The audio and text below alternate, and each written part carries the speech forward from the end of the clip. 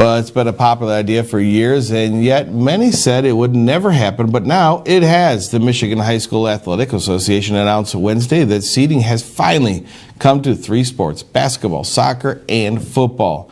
Well, how that works is a little different from football, but we'll get into that in a moment. Now, for basketball and soccer, the top 2 teams in every district will be on opposite sides of the bracket so that they don't play each other before the district championship game.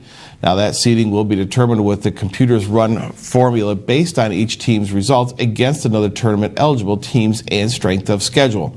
Now, games played against the non-MHSAA teams will get out-of-state and out-of-state teams won't be counted in that formula.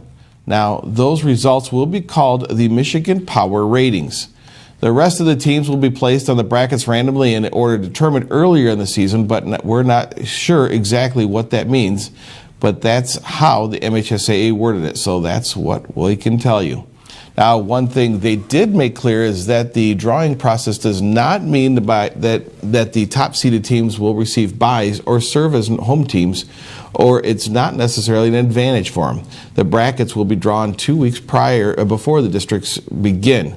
The MPR system is already in place for the boys lacrosse tournament this spring. As for football, win total based automatic qualifications is out. Now, starting in 2020, 32 playoff qualifiers from each of the 8 divisions will be chosen based on playoff point average.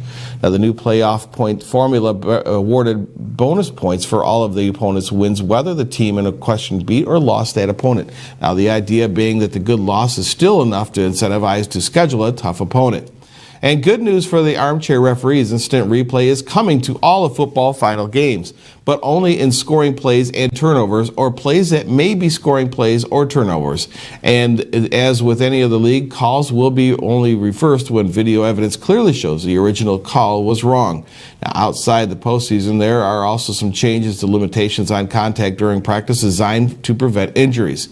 And the other 8-player football school enrollment limit has been raised to 215 students as opposed to the previous limit only to Class D schools, allowing schools that ride the class line every other year or so to stay in the 8-player program.